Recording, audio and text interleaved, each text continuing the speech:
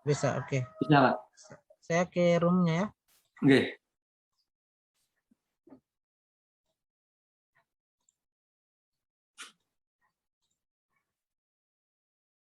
Mudah-mudahan bagus hari ini. Karena ya sudah bisa merekam ini Pak Wawan. Ya. Ya, baik Pak Wawan sudah siap? Ya, Pak. Sudah saya Insya Allah, lihat. Pak. Ya. Baik, saya mulai saja ya. Bismillahirrahmanirrahim. Assalamualaikum warahmatullahi wabarakatuh. Waalaikumsalam warahmatullahi wabarakatuh. Ya, selamat sore kepada kita semua ya. Sore ini kita akan melaksanakan ujian komprehensif yang diikuti oleh yang terakhir, peserta yang terakhir yaitu Saudara Wawan Yudiana. Dengan alokasi waktu yang disediakan oleh panitia atau pengelola adalah 40 menit. Dengan rincian 15 menit adalah simulasi praktek mengajar yang dilakukan oleh Saudara Wawan ya. Dengan mencakup ya ada kegiatan awal, ya kegiatan inti dan kegiatan akhir. Hal-hal yang mendasar di kegiatan awal, kegiatan inti dan kegiatan akhir inilah yang akan ditampilkan oleh Pak Wawan ya. Jadi ini yang harus dicatat ini, ya, terutama di kegiatan akhir itu rangkuman dan penilaian. Ya. Kemudian nanti di kegiatan inti silakan berkreasi bagaimana mengemasnya sehingga kegiatan ini menjadi salah satu kegiatan yang bisa mendorong peserta didik berpikir hots dan Bapak juga bisa mengemasnya media pembelajaran dan materinya dengan berbasis TIP. Baik, selanjutnya nanti setelah selesai simulasi dilanjutkan dengan tim penguji akan memberikan pertanyaan untuk menguji kemampuan saudara dalam pembelajaran dan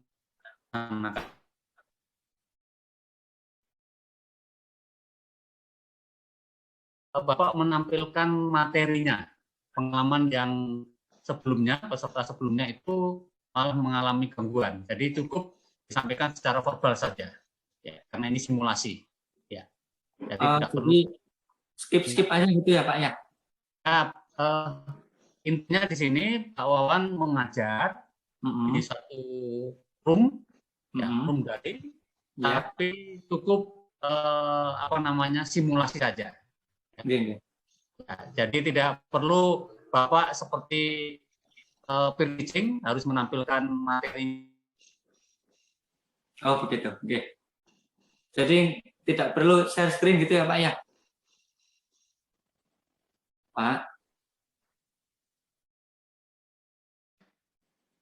Pak Karsidi? Telah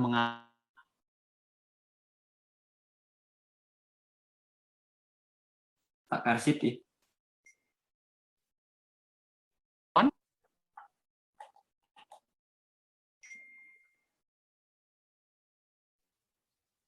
Pak, maaf, ya. Suaranya terputus-putus, suara Bapak. Oh maaf, iya, okay. Sekarang sudah jelas belum? Oke, sekarang pun jelas. Ya, baik. Ya, jadi Pak Wawan simulasi saja secara verbal, ya, tidak usah menayangkan materinya. Ya. Okay.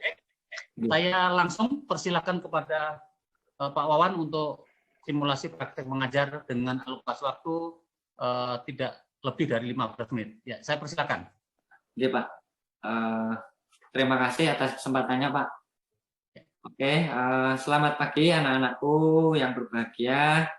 Selamat datang kembali di classroom kita ya, atau di Meet kita pada hari ini. Terima kasih sudah datang di classroom Bapak atau di Meet Bapak. Untuk kegiatan awal kita dibuka dengan berdoa. Silahkan untuk dipimpin Mas Hendrik. Silahkan Mas Hendrik untuk berdoa, dipimpin berdoa. Baik, terima kasih Mas Hendrik telah memimpin doa. Kemudian Bapak akan mengecek kehadiran anak-anak sekalian ya.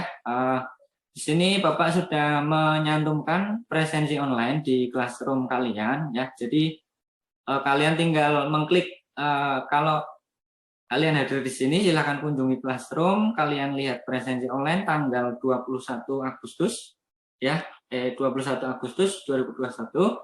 Silakan klik situ untuk presensinya.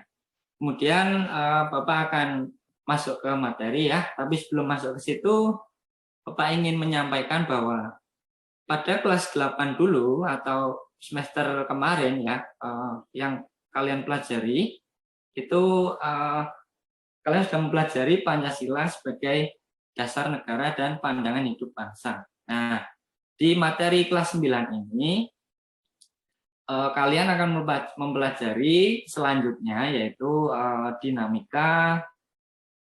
dinamika Pancasila sebagai dasar negara dan pandangan hidup bangsa. Yaitu kalian nanti akan mengetahui gimana sih perjalanan atau penerapan ideologi Pancasila dari waktu reformasi atau waktu setelah penjajahan atau kemerdekaan, kemudian sampai ke zaman sekarang. Nah, sebelum masuk ke materi, ya Bapak akan menyampaikan beberapa tujuan dalam pembelajaran pada hari ini melalui model problem based learning atau dengan pendekatan TIPEC. Bapak berharap kalian mampu mensyukuri perwujudan Pancasila sebagai dasar negara. Ya, kemudian kalian juga mampu menunjukkan sikap bangga akan tanah air sebagai perwujudan nilai-nilai Pancasila sebagai dasar negara. Yang ketiga, kalian mampu mendeskripsikan apa sih itu dinamika perwujudan Pancasila sebagai dasar negara. Kemudian kalian juga mampu mendeskripsikan ancaman-ancaman atau ancaman dari luar atau dari kita sendiri gitu yang ingin merubah Pancasila sebagai dasar negara. Yang terakhir, nanti yang Bapak inginkan kalian dapat menyajikan hasil telaah. Nah, nanti Bapak ingin kalian menyajikan sebuah wallpaper atau flyer yang dapat kalian pelajari di smartphone kalian masing-masing setiap hari. Jadi nggak perlu, atau istilahnya biasanya kalian belajar hanya menjelang ulangan atau besok ada PKN baru belajar. Nah, yang Bapak inginkan ini kalian boleh belajar waktunya misalnya 10 menit, 15 menit. Itu kalian bisa mengingat materi itu. Gitu. Oke, sebelum masuk ke materi, Bapak ingin kalian menyanyikan lagu kebangsaan kita ya, kebesaran negara kita, lagu Indonesia Raya. Untuk menyanyikan lagu, mari kita sama-sama ya berdiri atau menunduk sejenak, atau bisa juga berdiri lah lebih enaknya ya, walaupun kalian mematikan kamera tidak apa-apa. Oke, untuk menyanyikan lagu Indonesia Raya dipimpin oleh Mas Sinu. Silakan Mas Sinu.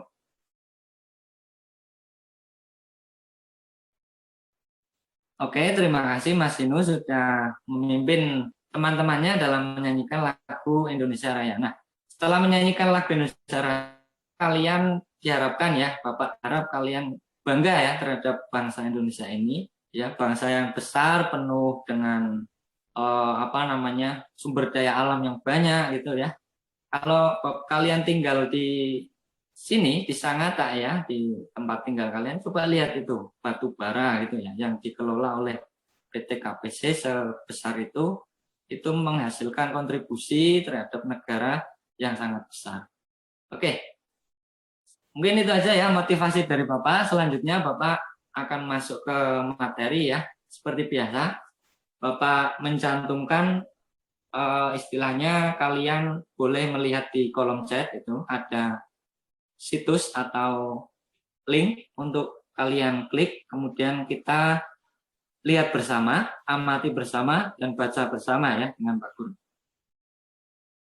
Oke, kalian sudah masuk di situs Google ya, yang sudah Bapak tunjuk, sudah Bapak buat situ, semua materi sudah Bapak cantumkan ya, mulai gambar itu, kemudian video, dan materi yang nanti kita bahas bersama-sama. Tapi sebelum kita bahas bersama, coba lihat gambar yang Bapak cantumkan di situs itu. Coba ya, dari situ kalian analisis ya, analisis dengan beberapa pertanyaan sudah Bapak tulis atau Bapak tugaskan di kolom komentar itu ya.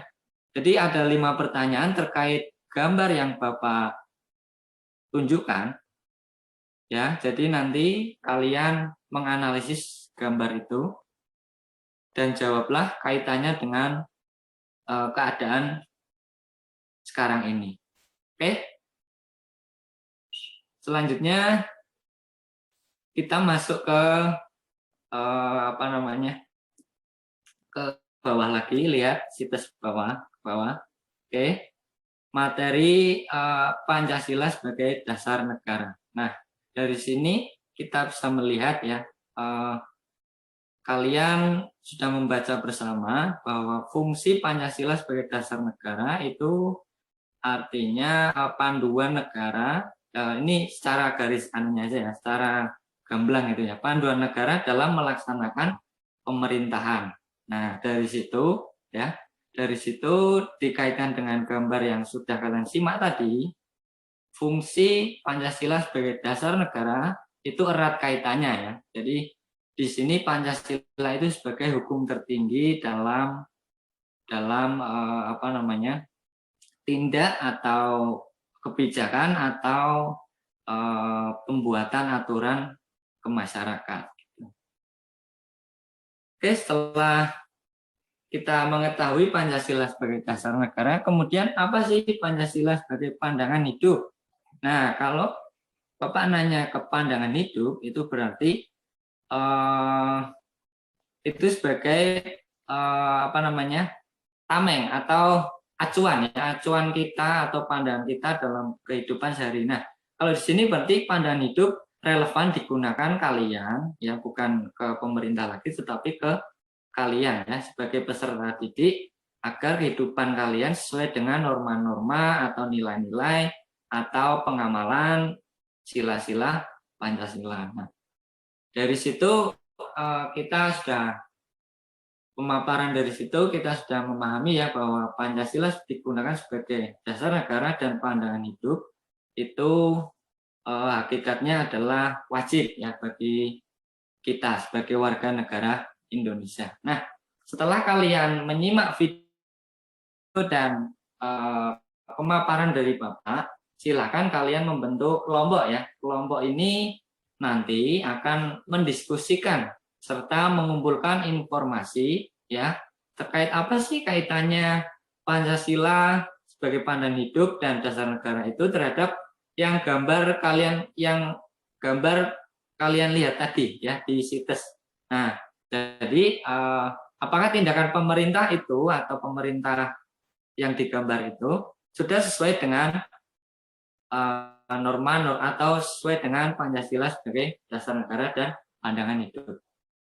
Oke, silakan membuat kelompok. Bapak bagi dari anggota berapa ini ya? 25 ya.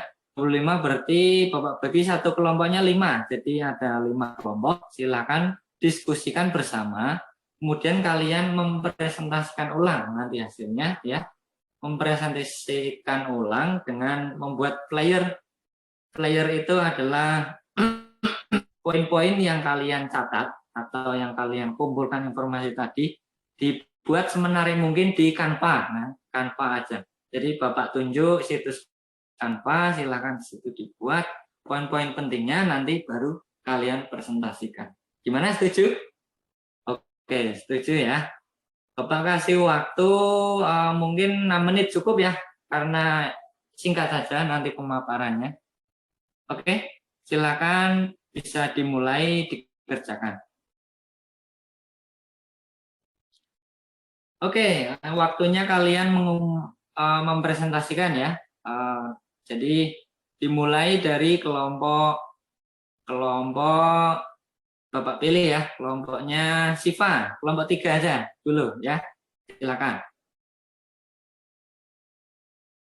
Oke, terima kasih Mbak Siva telah mempresentasikan hasil diskusinya ya. Jadi teman-teman untuk keseluruhan ya, Bapak akan menyimpulkan materi pada kesempatan pada hari ini ya. Jadi setelah kalian mendiskusikan tadi, kalian mendapat apa kira-kira? Tahu kaitannya materi ini dengan kehidupan kalian sehari-hari, ya. Jadi kalian bisa tahu, oh ternyata yang sudah pemerintah lakukan tadi ya, dengan memberi bantuan kepada UMKM karena dampak COVID tadi kan. Jadi pemerintah sudah melaksanakan nilai-nilai Pancasila sebagai dasar negara. Itu satu ya. Yang kedua, untuk kalian sendiri ya. Jadi kalian dalam bertindak tanduk atau berperilaku dalam kehidupan sehari-hari diharapkan nanti bisa sesuai dengan nilai-nilai atau norma Pancasila. Oke, mungkin itu aja dari Bapak ya. Bapak mengapresiasi kalian ya untuk berhasil mempresentasikan poin-poin tadi, dan hasil playernya juga bagus sekali ya, dari kelompok 3 tadi, kemudian kelompok 5 juga penuh kreasi ya di situ ya. Nah, Bapak harap nanti kalian ya semuanya dikumpul jadi satu dari 5 kelompok itu, kalian share boleh share ke kelompok-kelompok lainnya agar 5 pekerjaan tadi atau 5 player tadi dapat dipelajari bersama-sama. Oke. Kemudian Bapak ingatkan kembali untuk penugasan ya. Penugasan biasanya seperti biasa Bapak cantumkan di Classroom ya. Classroom sudah Bapak kasih link situ. Nanti di situ ada 10 soal via Google Form ya. 10 soal silakan dikerjakan. Bapak nggak harus mengumpulkan hari ini ya. Jadi boleh nanti maksimal seminggu ke depan pada pertemuan selanjutnya. Selanjutnya soal yang esai yang pada awal tadi, silakan disampaikan atau ditulis saja di kolom komentarnya Classroom itu. Jadi enak ya. Yang satu di di Google Form, yang satu di kolom komentar. Jadi Bapak bisa ngecek situ langsung. Oke. Kembali Bapak mengingatkan untuk patuh dan taat pada prokes ya, selalu pakai masker, jangan lupa cuci tangan ya. Ini penting ya, penting cuci tangan dan jauhi kerumunan. Oke, itu aja. Sehat selalu kalian. Oh iya, Bapak mengucapkan terima kasih kalian sudah hadir di Meet Bapak pada hari ini. Kalian luar biasa. Terima kasih dari Bapak. Bapak akhiri dengan kegiatan berdoa ya. Berdoa dipimpin oleh Mas Enggi, silakan. Baik, terima kasih Mas Enggi. Sekian dari Bapak. Sampai bertemu lagi di minggu depan. Ya, jangan lupa untuk mengerjakan tugasnya. Selamat siang. Assalamualaikum warahmatullahi wabarakatuh.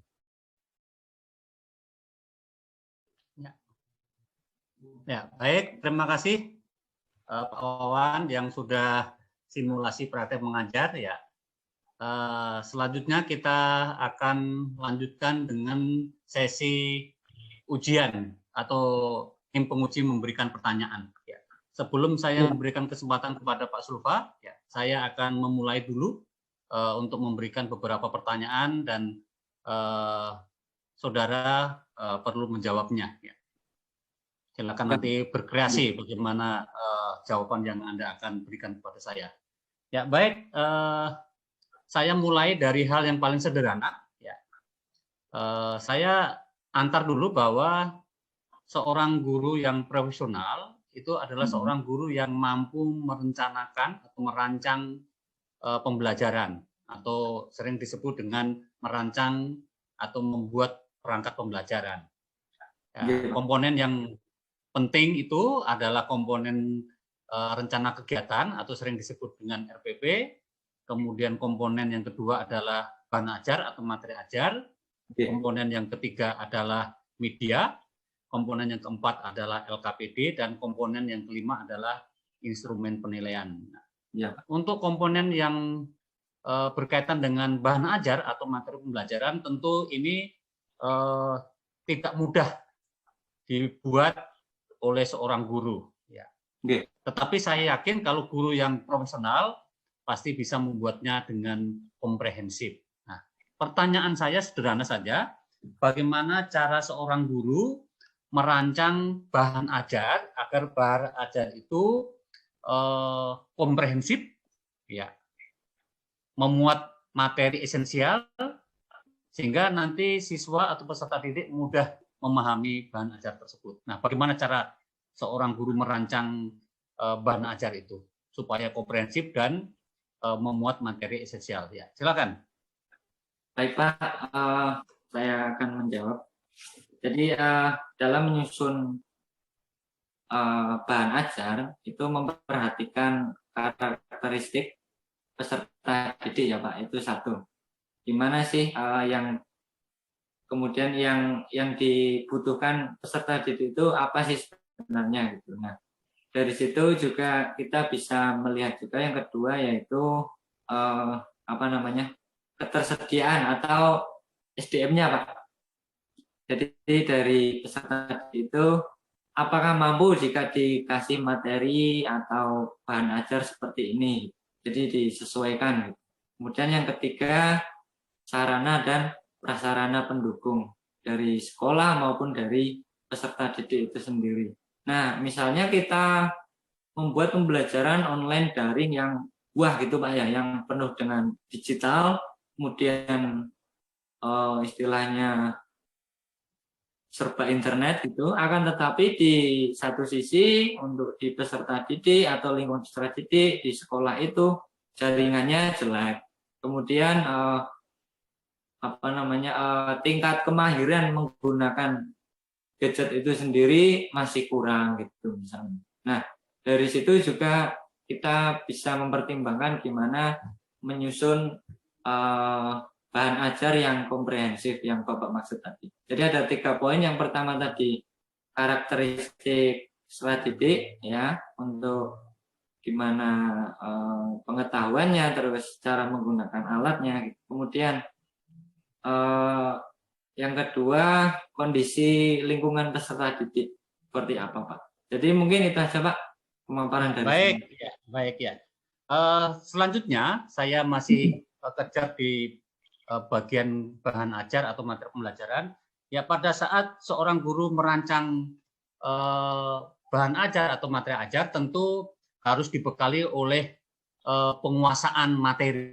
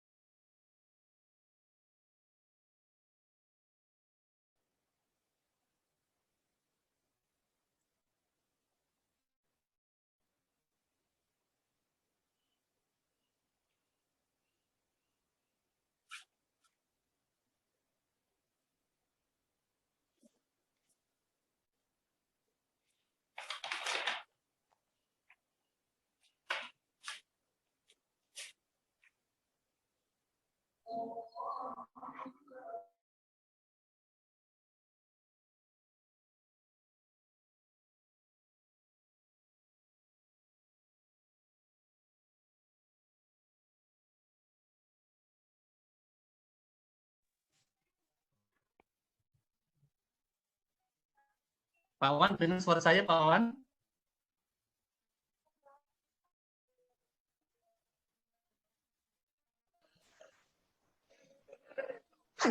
Belum dia join, Bro. Rekamannya ya. Tapi orangnya belum kelihatan karena menggunakan dua alat ini. Satu khusus untuk mereka dan satu ya. Baik Pak Pawan sudah bergabung kembali ya. Kenapa? Baik ya. Lempar-lempar. Ya, ini ya salah satu kendala ujian komprehensif secara online ya. Geng. Baik Pak Pawan, saya lanjutkan. pertanyaan saya masih berkaitan dengan merancang bahan ajar atau materi pembelajaran. Ya tentu di dalam merancang bahan ajar atau materi pembelajaran, harga korpendit tadi mempertimbangkan dari berbagai aspek, itu perlu kemampuan guru menguasai materi. Nah, pertanyaan saya, bagaimana cara seorang guru agar mampu menguasai materi? Sumber-sumber belajar apa saja yang perlu diperhatikan? Ya. Silakan. Baik Pak, untuk untuk penguasaan materi itu sebenarnya intinya itu kita berani mencoba hal baru atau enggak. Jadi contoh ya Pak, sebelum pandemi kemarin materi hanya terkota hanya pada buku misalnya, atau kita pergi ke perpus, atau dengan misalnya tertuju pada hanya LKS gitu. Nah, kalau kita bisa mengembangkan istilahnya setelah pandemi ini kan kita bisa mengembangkan hal-hal baru Pak ya, seperti pembelajaran online yang sudah kita jalani bersama di SMP YPPSB. Itu memang dulu seperti Quizizz, Kahoot, Classroom, Edmodo, kemudian bahan ajar seperti di situs-situs gitu, kami belum mengerti, tetapi kami sudah mengerti, tetapi belum mendalami sedalam seperti masa pandemi ini. Nah, seintinya kita berani istilahnya mencoba hal baru, mempelajari hal baru, itu dapat menambah istilahnya menambah wawasan kita sebagai pendidik dan kreasi kita dalam menyampaikan materi ke anak-anak, ya gimana lebih bagus atau istilahnya lebih mudah tersampaikan menggunakan ini atau menggunakan teknologi atau dengan konvensional, yaitu ceramah di depan kelas. Itu Pak. Jadi intinya baik. Ya. Baik. Ya, saya sudah menangkap Pak. Ya, saya sudah menangkap jawaban Bapak. Ya, kalau saya boleh menyimpulkan, jawaban Bapak itu adalah untuk meningkatkan penguasaan materi guru terhadap bahan ajar yang akan disampaikan, perlu mencari banyak sumber belajar ya. Selain sumber belajar dalam bentuk manual, ya buku paket guru, buku siswa, ya buku-buku yang ada di perpustakaan, mungkin buku yang dibeli dari toko-toko, perlu penelusuran atau browsing di internet ya. Untuk mencari jurnal, yang mencari hasil dan sebagainya. Ya, baik. Ya, yang kedua, tadi Bapak sudah menyinggung atau Anda sudah menyinggung tentang bagaimana menyampaikan materi supaya mudah dimengerti dan menarik dan memotivasi siswa untuk belajar. Ya. Tadi disinggung dengan berbasis teknologi. Ya.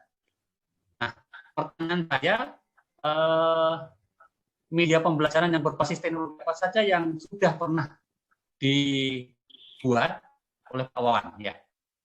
Untuk media ya Pak, kami di SMP YPPSB sudah menggunakan beberapa perangkat ya Pak. Jadi di kami selain Google Classroom, Google Meet, formulir, slide, Zoom, dan lain-lain, kami sudah menerapkan istilahnya pembelajaran apa ya?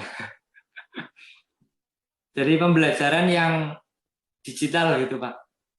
Salah satunya ya maksud saya gini, Pak Wawan, ya mungkin selama ini guru yang mungkin selama ini banyak guru yang kurang terampil di dalam memanfaatkan IT ya, di dalam merancang media pembelajaran. Nah, tentu di era pembelajaran abad 21 ini dituntut guru mampu merancang pembelajaran berbasis teknologi. Ya. Kalau dulu cukup visual, ya sekarang dituntut ya bukan hanya sekedar visual tetapi audio visual. Pak Wawan bisa membuat video pembelajaran dalam bentuk animasi? Iya Pak, sempat buat Pak. Jadi 2 kali itu istilahnya kami coba untuk membuat video pembelajaran dengan animasi, misal via Powtoon ya Pak, kalau yang saya tahu via Powtoon, kemudian coba diaplikasikan ke anak.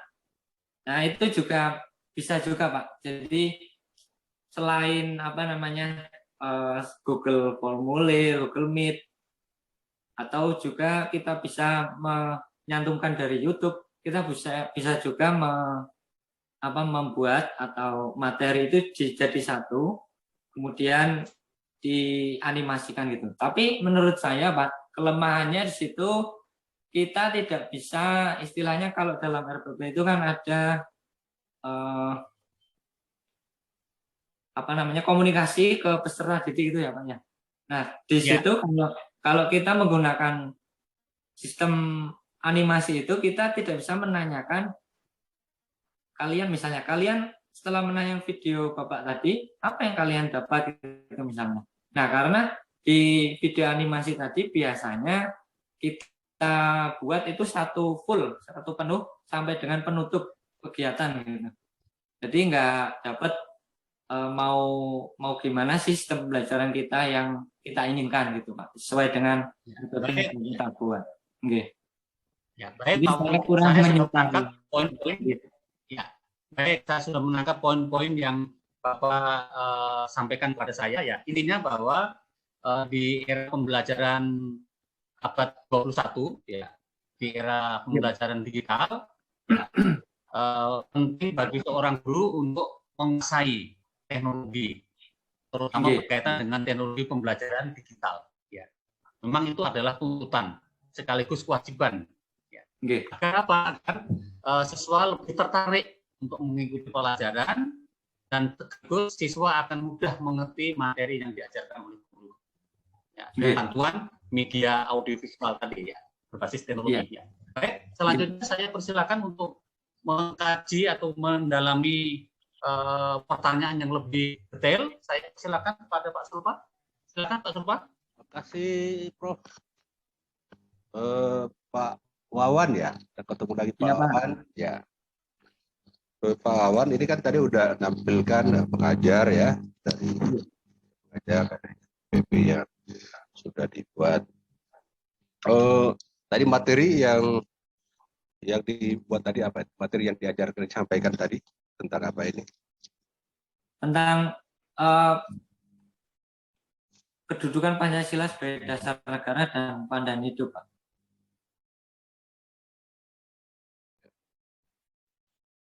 Apakah saya share screen, Pak? Enggak. Cukup. Kedudukan Pancasila sebagai dasar negara dan pandangan. Nah, ya. Tadi sudah disampaikan bahwa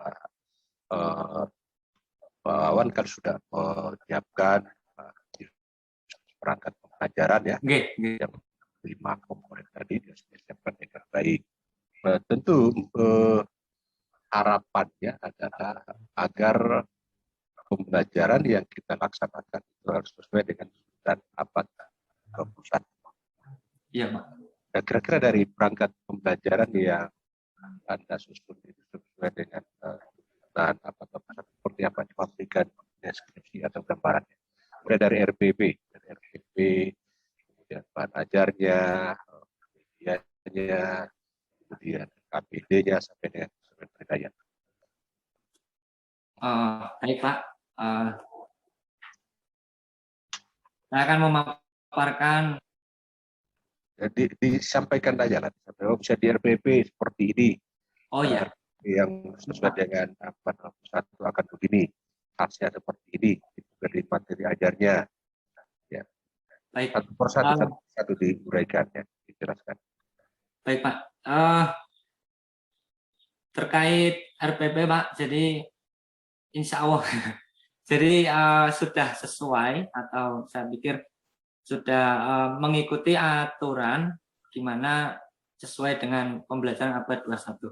Nah, di sini pembelajaran abad 21 itu diharapkan pembelajaran meningkat secara signifikan, terlibat dalam pembelajaran atau pengalaman dunia nyata yang otentik. Di sini ada digital age literasi ya, saya juga sudah mencantumkan di kegiatan kegiatan apa namanya inti. Jadi anak-anak sudah saya pandu untuk melihat, mengamati, kemudian membaca di situs ya Pak, tadi sudah saya paparkan.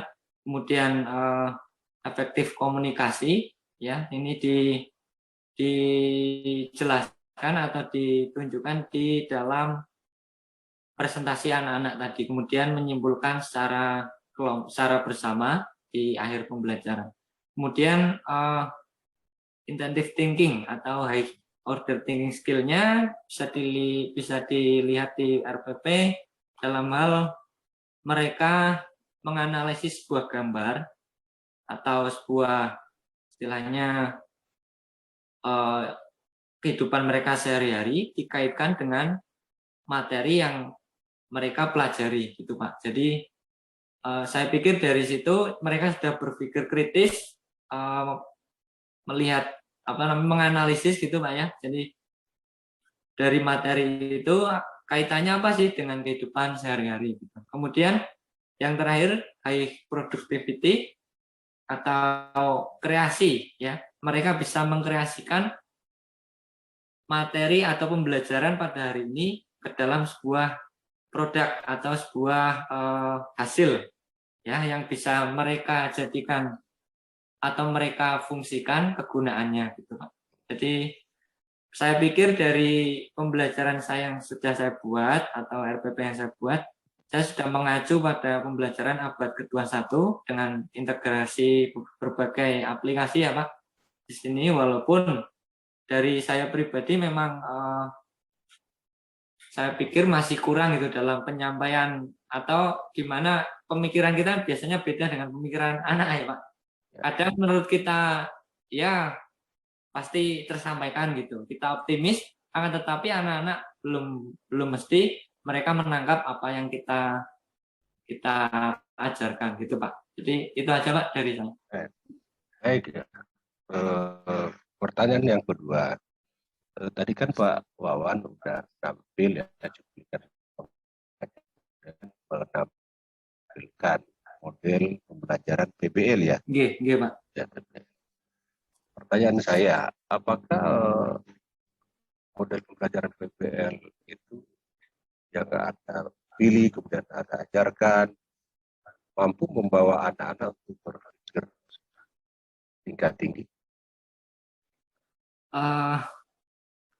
Jika melihat dari kegiatan intinya ya Pak, misalnya dari anak mempresentasikan itu kan bisa kelihatan atau kita bisa melihat bagaimana mereka menganalisis suatu kejadian atau pemaparan dari yang sudah mereka lihat, kemudian mereka buat ke dalam poin-poin khusus dan mereka mengkomunikasikan dengan peserta didik yang lain. Dari situ sudah istilahnya sudah bisa ditarik kesimpulan, mereka bisa menganalisis, kemudian mengkomunikasikan ke seluruh temannya. Nah, jika kaitannya dengan HOTS, apa tadi Pak? Dengan maaf ya, Pak? Dengan HOTS, ya mereka sudah berpikir kritis dengan mencari kira-kira kaitan gambar tadi yang sudah Pak Guru paparkan atau Pak Guru lihatkan, itu kaitan dengan kehidupan kita sehari-hari sebagai peserta didik misalnya, itu apa gitu. Nah dari situ juga mereka sudah berpikir kritis dengan membuat ke dalam poin-poin tadi. Baik, artinya bahwa dengan ajaran apa 20 tadi penekanannya ke host dan penguasaan tadi CPA ya, CPA itu, jadi memang bahwa kehadiran model di dalam pembelajaran itu sangat penting. Jadi Pak Wawan ketika bisa membuat rancang pembelajaran tidak boleh dikesampingkan tentang model-model pembelajaran dengan dipilih mana yang bersesuaian dengan materi atau tadi karakteristik materi termasuk dari peserta didiknya. Jangan lupa poinnya. Kenapa? Karena tadi yang kita diharapkan dari agar anak-anak dilibatkan dalam kegiatan pembelajaran secara efektif. Ya. Baik, pertanyaan berikutnya. Saya tadi masih mau mendalami materinya ya, materi dan kedudukan Pancasila sebagai dasar pikiran Dan pandangan. kebangsaan. Yeah. Tadi kan Pak Wawan ya, mengajarkannya dengan menampilkan model pembelajaran PBL. Kemudian tadi membagi siswa ke dalam kelompok seperti tadi ya. Iya Pak. Ya. Kira-kira masalah-masalah apa yang dibahas oleh atau mungkin pertanyaannya, apakah masalah-masalah yang dibahas oleh masing-masing kelompok terkait dengan rumusan dalam pelajaran yang seperti yang ada di RPP? Masalah yang dibahas ya Pak. Jadi jika melihat rujukan gambar itu kan terkait bantuan ya Pak, bantuan pemerintah kepada UMKM yang istilahnya sudah dilakukan pemerintah gitu. Nah, masalah di situ sebenarnya sih apa ya? Jadi masalah ini terkait sebenarnya bukan masalah sih Pak. Kalau masalahnya COVID ya, kita sudah paham COVID ini dapat menyerang siapa saja ya, dari ekonomi, dari segi semuanya. Jadi dari sini peran pemerintah itu seperti apa gitu. Dari masalah-masalah yang COVID timbulkan, peran pemerintah itu di situ seperti apa gitu Pak. Jadi anak-anak ditugaskan untuk menganalisis masalah itu, kemudian mencari solusinya dan apa kaitannya dengan materi yang mereka pelajari pada hari ini, gitu Pak. Nah, pertanyaan selanjutnya, apakah menurut Pak Wawan dengan menampilkan kasus seperti tadi yang dibahas oleh anak-anak, apakah tujuan pembelajaran bisa tercapai? Artinya lihat dari kemampuan anak dalam penguasaan tadi masalah atau materi yang dibahas dalam diskusi kelompok. Apakah rumusan tujuan pembelajaran itu bisa tercapai? Kan ini ya, kalau Anda Pak Wawan perhatikan, kan berakhirnya pembelajaran ini kan diharapkan siswa mampu apa kan? Mampu tujuan 1, 2, 3, 4 tadi. Ketika di dalam kegiatan pembelajarannya, Pak Wawan ternyata tadi diberikan sebuah kegiatan siswa atau untuk memahami materinya itu lewat kegiatan diskusi. Maksudnya itu tidak lain agar pencapaian tujuan pembelajaran. Apakah kira-kira bisa tercapai ya tujuan pembelajaran yang dirumuskan dengan mengkaji atau dengan anak-anak tadi disuruh berdiskusi dengan masalah-masalah yang disampaikan?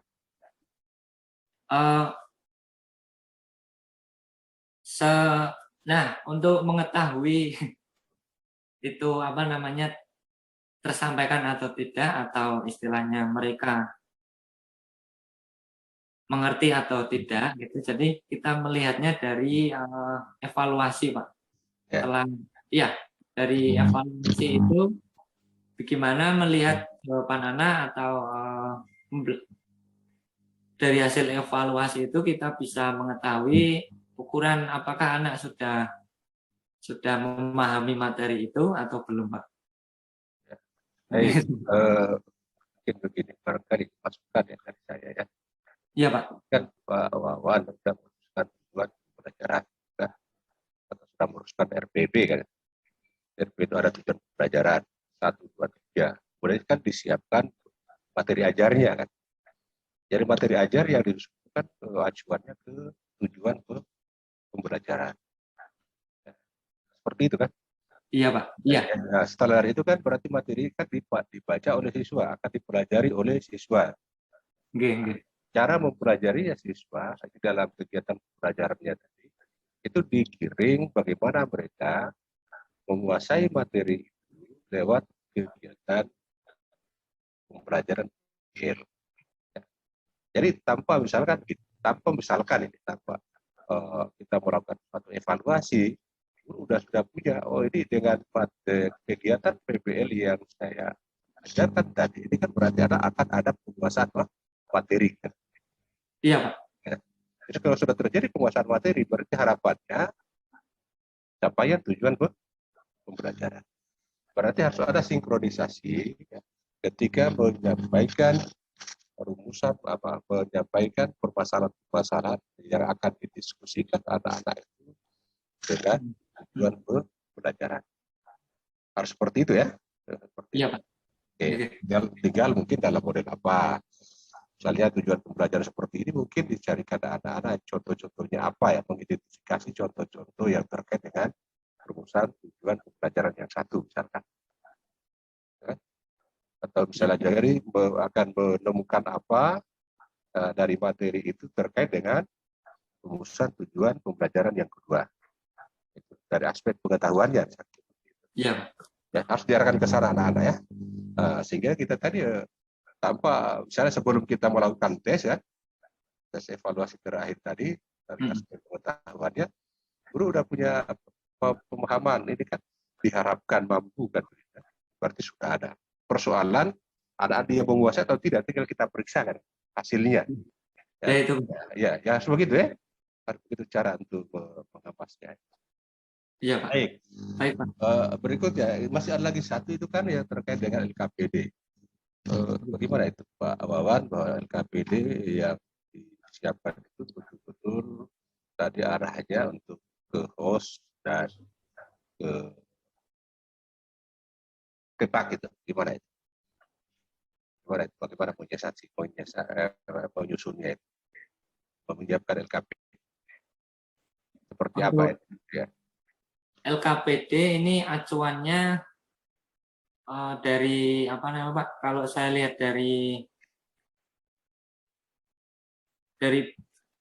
buku berbasis HOTS, ini kan memang di sini harus sesuai dengan kriteria-kriteria tertentu, yaitu ada literasi, visual, ilmiah, kemudian istilahnya apa namanya?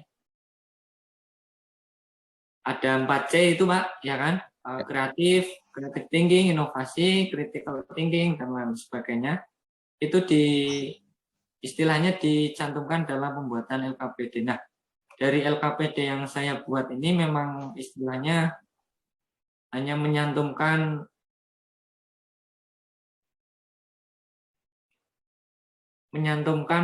tujuan pembelajaran KI dan KD. Mungkin kalau dari segi abad ke-21 atau berpikir sesuai dengan abad 21 itu udah dapat mungkin Pak ya dari literasi digital, kemudian penggunaan gadget mereka gitu.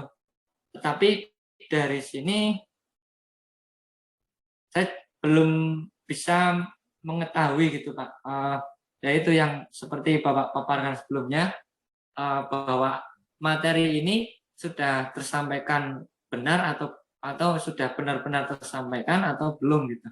Jadi pertanyaan saya masih sekitar itu aja sebenarnya sih. Jadi walaupun misalnya saya membuat LKPD yang berbasis digital gitu, yang sesuai HOTS atau sesuai dengan standar yang sudah ditetapkan, akan tetapi apakah benar anak-anak ini istilahnya mengerti gitu?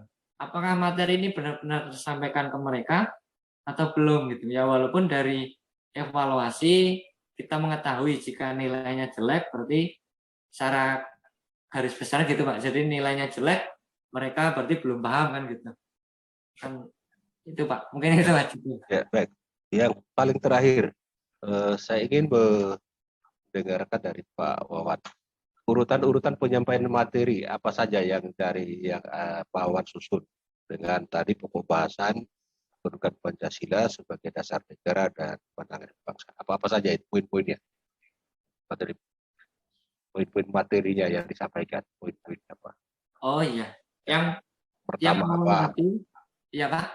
Ya, yang pertama apa, kemudian kedua apa, yang ketiga apa? Yang paling awal itu kan tadi saya mau memaparkan mereka untuk melihat gambar, jadi mereka menganalisis istilahnya intro Pak, introduction dulu. Ya. Sebelum masuk materi itu kan pemanasan dulu gitu istilahnya. Ya, ya. Nah, kemudian dari gambar itu kita masuk ke subbab makna Pancasila sebagai dasar negara. Satu mana ya? Kalau yang kedua, apalagi? Yang kedua makna Pancasila sebagai pandangan hidup. Ya, yang ketiga. Dua aja Pak itu, dua subbab aja. di situ. Ya, jadi makna Pancasila, kemudian kedua Pancasila sebagai Pandangan hidup Pak. itu ya, itu yang disampaikan materinya. Urutan-urutan penyampaiannya ya atau penyajian materi. Nah, sebenarnya masih ada satu lagi Pak. Jadi ya. penerapan Pancasila dari masa ke masa gitu. Akan tetapi itu akan dilanjutkan di materi selanjutnya di minggu depannya. Baik. Jadi itu tadi yang disampaikan dua tadi berarti terbahas di kegiatan siswa di kegiatan diskusi kelompoknya ya. Terbahas tadi. Pak. Ya. Iya. Baik. Ya. Terima kasih Prof. Saya kembalikan. Makasih Pak. Ya, terima kasih Pak Sulfa. Ya. Mengingat waktu yang diberikan oleh panitia ya sesuai dengan panduan 40 menit ya sudah cukup ya. Sudah cukup 40 menit bahkan bisa lebih sedikit ini ya. Tentu ujian komprehensif ini segera saya akan tutup ya. Ya, tentu kita berharap mudah-mudahan Pak Wawan bisa lulus dan lanjut ke kegiatan berikutnya yaitu kegiatan PPL ya. Amin Pak. Baik, ya. Baik. Terima kasih kepada Pak Sulfa yang sudah kasih, memberikan ya, pertanyaan kepada Pak Wawan ya, dengan sangat mendasar pertanyaannya. Ya. Baik, terima kasih. Saya tutup ujian prinsip atas nama Saudara Wawan Yudiana dengan ucapan wassalamualaikum warahmatullahi wabarakatuh. Waalaikumsalam warahmatullahi wabarakatuh. Baik, Pak. Sudah tidur nyenyak ini Pak. Pak Wawan ini sudah bisa tidur nyenyak. Alhamdulillah. Untuk menunggu hasilnya. Tinggal nunggu hasil Pak. Insyaallah. Saya mengucapkan terima kasih ya Pak. Terima kasih ya Pak Wawan. Terima kasih. Kita bisa keluar ini Pak Farudin? Ya, ya boleh. Baru keluar. Ya, kita lanjut pengisian ya. Di LMS, penilaian di LMS. Ya. Ya Prof, siap. Terima kasih. Ya, jadi saya keluar Pak. Ya.